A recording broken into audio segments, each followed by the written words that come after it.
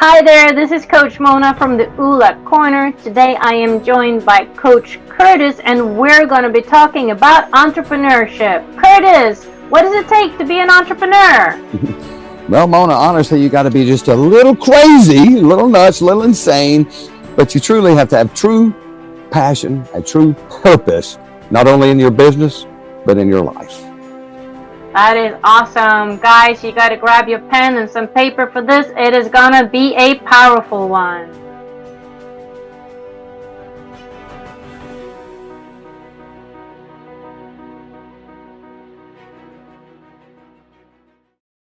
You got me loose and set me free. You make me win in every way.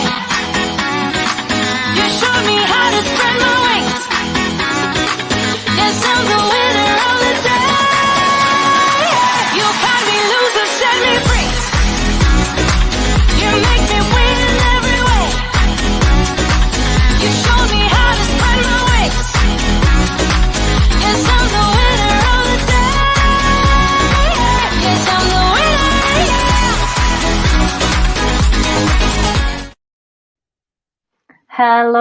Hello, and welcome back to the Oola Corner, the place where we share all things Oola. Now, what is Oola, you ask? Oola is a made-up word. It comes from the French word ooh la la, and it was coined by two amazing guys, Dr. Troy, the Oola guru, and Dr. Dave, the Oola seeker, as they embarked on a quest to help people find balance in an unbalanced world. Oola, then, is living a life of balance and greater purpose. It's about recognizing where you are in 7 key areas of life, setting goals, and then daily action steps in place so you can grow and live the life of your dreams. Hi, my name is Coach Mona, and I am a certified Oola life coach. And what I want to do is challenge you to dream again. Today is an exciting day. We're going to talk about going from burnt out to fired up. Yes, we're talking to all the burnt out managers, executives, or just normal frontline workers out there. Those that are realizing that there's more to life than a 9 to 5 job. Those that are tired of making money for somebody else and that are ready to take the leap of faith and step into entrepreneurship. Working a 9 to 5 job is safe. Trust me, I know because I do. Not 9 to 5, but anyway. The paycheck is regular. You know what you have. You know that you have what you need to pay the bills and then to have some fun on the sides. Stepping into entrepreneurship is all about stepping out of that comfort zone and following a calling, a dream, that passion.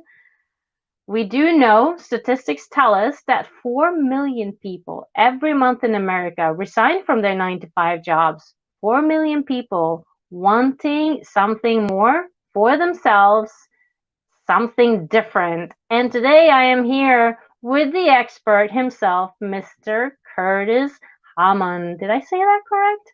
I know you said it before, but Curtis, hey. Hello. Yes, it's Hammond. Hammond, there you go. I was like, as I was saying it, I'm like, there's something wrong here. Welcome to the Oola Corner. Welcome. Thank you. How All are you right. today? So I'm pumped up. I'm doing great. Why don't you tell us a little bit about yourself, your background, and how did Oola kind of sneak into your life? All right. Well, I got to warn you, I'm a yellow personality, if you know anything about colors, and I've had about 10 cups of coffee. So I may go really fast. I may get excited. And I'm from the country, so y'all may hear a lot of y'alls and stuff in here. So just bear with me. But really, it's kind of funny because most of the hugely successful people that you hear about are entrepreneurs. But Yes. they're normally, they come from really, really bad, completely broke backgrounds. And so they have that drive within them to really, really go out there and reach out to the world and do something better. Well, that wasn't me. I wasn't rich by any means growing up. In fact, we were really poor when I was young, but I was so young I didn't realize it. But eventually we got up into the middle class status. And I like to call that the middle class disease, right? Because Amen. you don't really want for anything. You definitely don't need anything. Everything is there, right? So you grow up that way, and then you go It's to college. comfortable, right? Yeah. You go to college, and you get a job. You're like, well, everything should just come to me, right? So uh, Mhm. you don't necessarily come out with a lot of driving passion to create and to solve people's problems and everything. But eventually I did, but I'll reverse a little bit. I, I, I, I went through a lot of stuff during college and up to about the age of 25 that essentially I honestly didn't think that I was going to be alive by the age of Oh 25. wow. And it's for another story, but the whole, living in my car, um, didn't want to reach out to people, even though I had family, but my pride was too Mm. big to reach out to them. And I was a really bad womanizer, alcoholic, and I could go on and on, but it's because I didn't think I didn't care. Didn't think I'd live till Mm. 25, and then I did. I made it to 25. I'm like, uh-oh, now what? I Yeah. had no career. I mean, I was a bartender and a bouncer, stuff like that.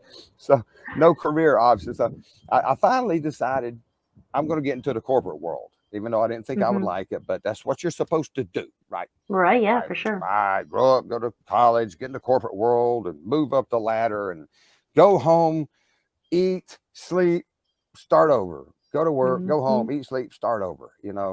That's what you're supposed to do. Well, so that's Yes. what I did, and so that drove me just because I felt like I was behind. Most of my friends already had retirement accounts going and they had families and everything. And I was the bum, the black sheep of my friends and my family, actually. So, Mhm. so I started working extremely hard, got moved up, faster than anybody, this, that, and the other. So I was really passionate about improving myself. All right. But Yep. that was it. That was it. So I worked so hard for this company. I ended up working for them for 23 years. But after about 15 years, I started wondering there's got to be something different, right? Life can't be just, as I said earlier, wake up, go to work, go home, eat, sleep, wake up, go to work. I just couldn't imagine. I really wasn't happy. I'm married, had kids, all the fulfilling things that you're supposed to have, but I still wasn't fulfilled. Right. Mhm. So I kind of I got into real estate. That was my first entrepreneurial thing, real estate investing, and man, I got into it heavily. Did all the personal development that you could ever imagine. Robert Kiyosaki, so on and so forth, Mm. and I did very well. In fact, I was about to quit my corporate job. There was this 23 unit apartment complex I was going to buy, and if it went through, I was gone. Right. Well, that fell through because it just whatever it didn't appraise high enough. And then a month later, the market crashed. That 2008, Mhm. and I tell you what, I had long story, but I had all these things that I needed to refinance, things that should have been easy a month ago, and then I couldn't. So I lost every bit of real estate that I had. Right, I didn't have to Wow. file bankruptcy because I did have some backup plans, but I lost everything other than my home because I bought it cash through real estate, and I had cars that I paid cash for, and pretty much that was it. We actually ended up on food stamps, even though I was making over $100,000 a year at my corporate job. So I was Right. like, thank God I did not quit my job. So I kind of went backwards at that point because it reinforced it. I really need to stay with this job Right. because it is secure, right? I've got a family now. I need to be worried about that.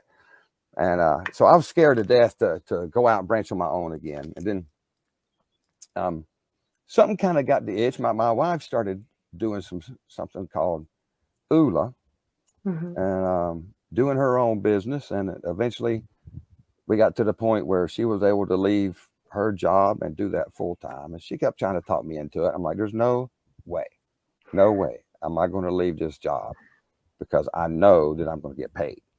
Right? Yes. Things started changing, right? As everything in the corporate world does. They start slashing your budgets. In fact, they froze my pay 15 years. I did not get a raise. It had nothing to do with me. It was just a demographic change, with the corporate world. They started slashing bonuses, started slashing benefits. All the reasons that I really enjoyed that job when it came to the money and financial stability were going away. I was like, ooh, and then I'm not happy.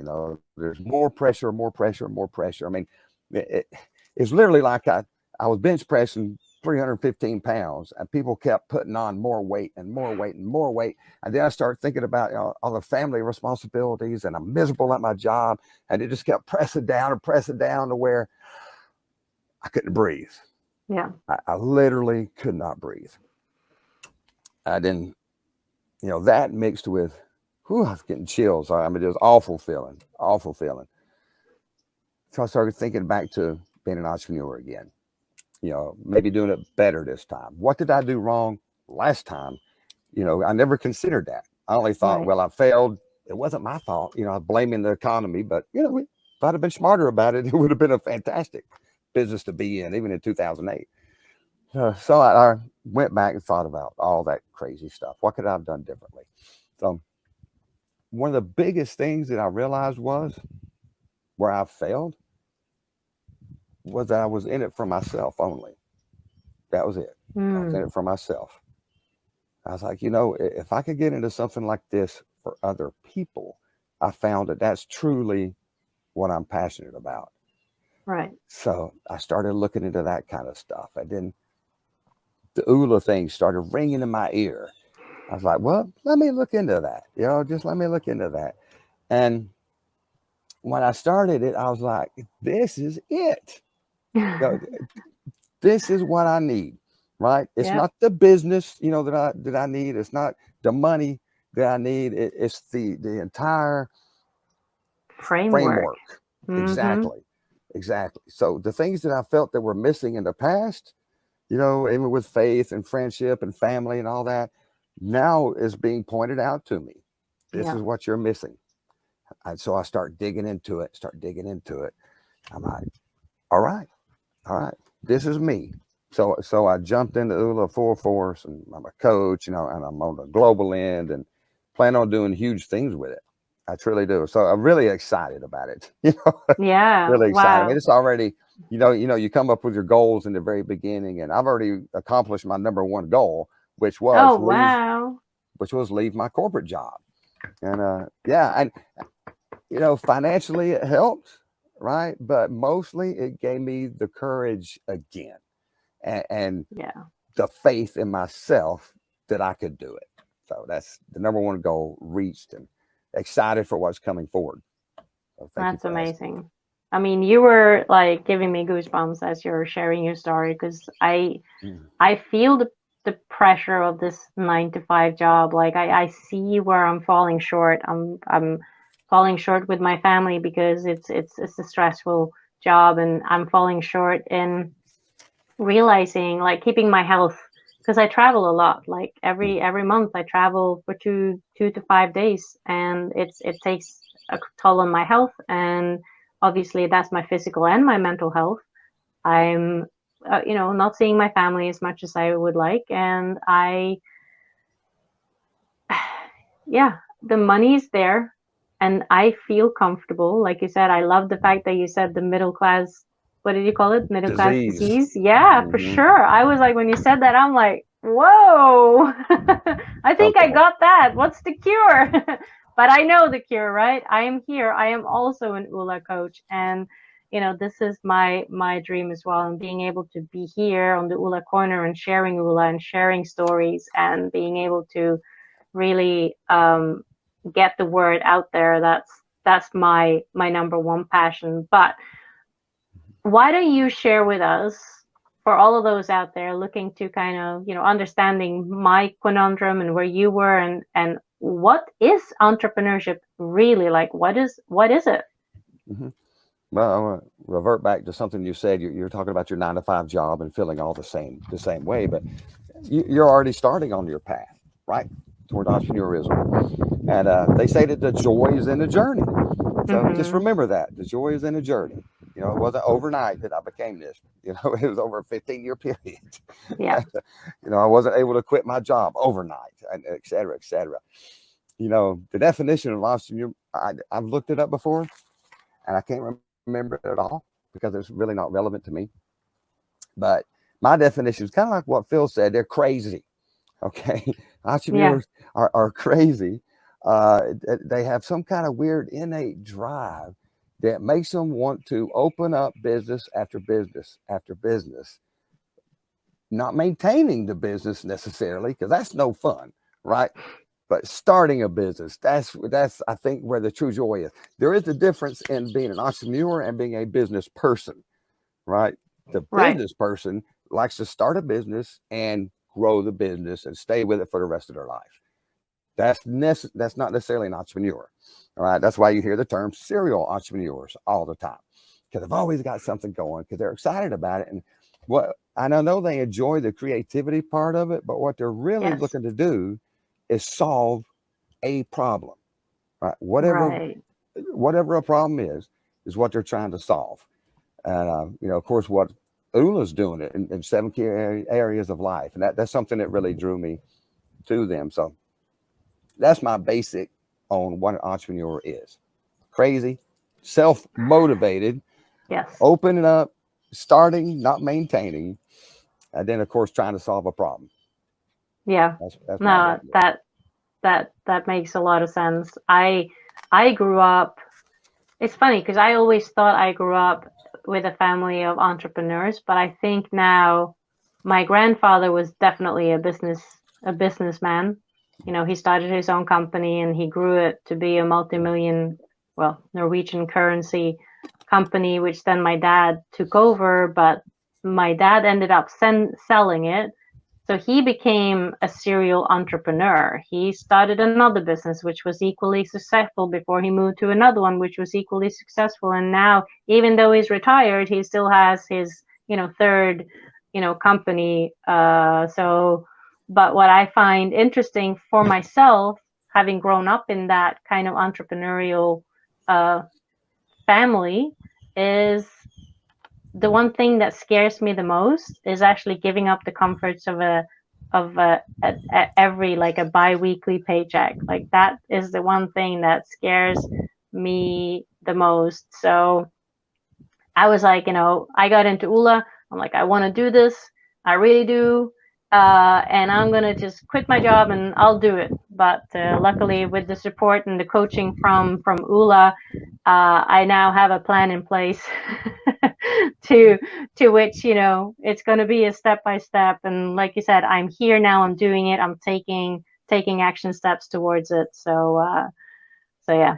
Anyway, when you start working with your clients, what's the first hurdle that you see they kind of have to just to take or start thinking about to take those action steps towards entrepreneurship? So you'll be basically talking to me now, like, what is the action steps I need to take? What are the hurdles that I might face as I start my journey?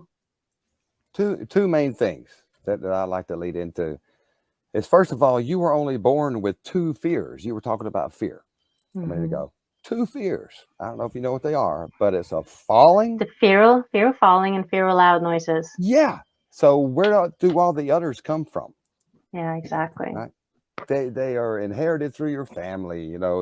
They're inborn from everybody around you. And it's just like cement piled upon you is where all these other fears are.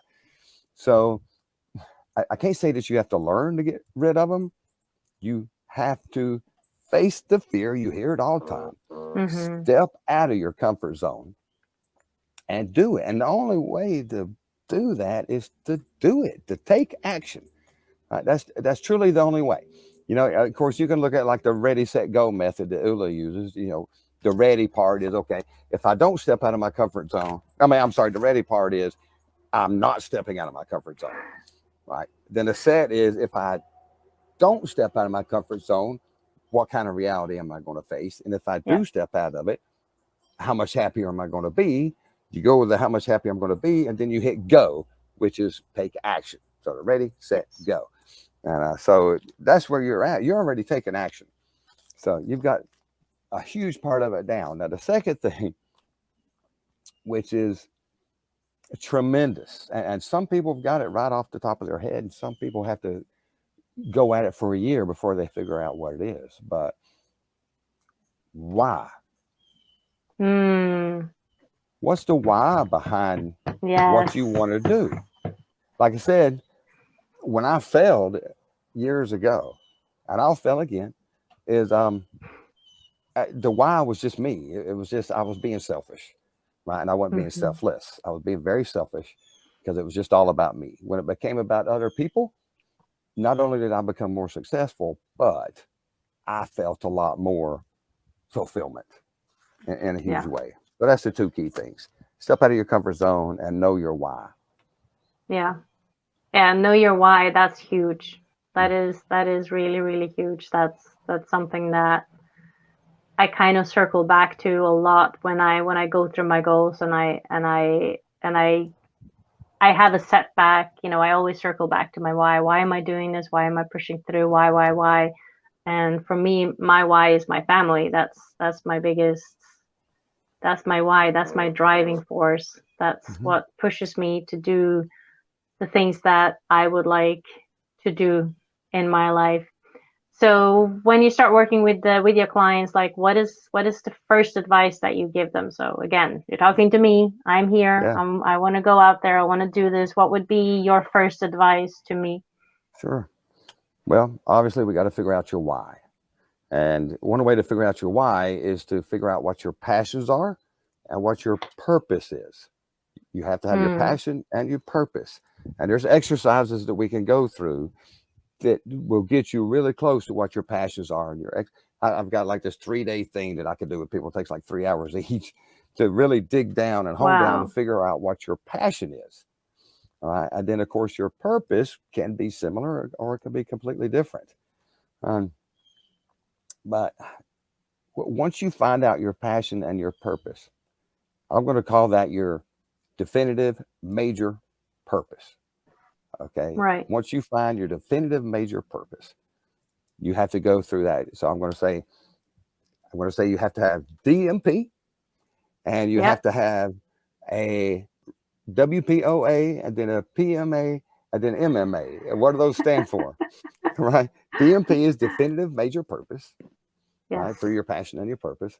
And then your WPOA is a written plan of action. And that needs to be backed by a burning desire, written plan of action backed by a burning desire, straight from the heart, Yes. right? Yes. And then PMA is a positive mental attitude. And Hmm. MMA is a mastermind alliance or a group like Oh wow. Yeah. Oola, mastermind alliance. You could call it an accountability group, whatever you'd like to call it. You have to have all four of those to be successful in anything that you do. So, definitive major purpose, written plan of action backed by a burning desire, positive mental attitude, and then a mastermind alliance. That's where we start. Awesome. All right. So where do I sign up, Curtis? And then, of course, for anybody else listening out there as well that want to find that definite purpose, how can they reach you? Where can they find you? And then obviously I'll be taking notes here as well because you'll be Cool. hearing from me. Yeah, there's two things that's fairly easy. My email, which is curtislhammond@gmail.com. That's I put in the comments. And then curtislhammond.com. So that's CurtisLHAMAN.com. That's just a very simple website to go to get in touch with me. Awesome. There you go. Very beautiful. Ham and eggs. Perfect. Perfect. That is, thank you so much. This has been mind blowing for me. I really, really enjoyed our conversation. Thank you for sharing so deeply as well from your own experience and yeah, for being here today and Yeah, during I'm just spring break. Yes, yes, during spring break. Crazy times at the house, at the Hammond homestead. Which is, we've got llamas and everything is crazy out here. Oh my But, God. I'm stopping by you next time I come to Tennessee. yeah. Hey, I want to tell you, I'm truly, truly grateful for this opportunity. For if we don't have gratitude in everything, we don't have gratitude in anything. That's what I want to leave you Absolutely. on. That's what I want to leave you with. So thank you. And that's how we always end our Oola talks as well. The first one is always be grateful. We And always have say have faith. faith. Yes. And then most importantly, go and live your Oola life. Yes. Perfect. Thank you so much again, Curtis. It's been an amazing chat today. And for anyone listening, curtislhammond.com. Check it out. I know I will. Until next time, like I said, be grateful, have faith, and go get your Oola life. Bye. You got me loose and set me free. You make me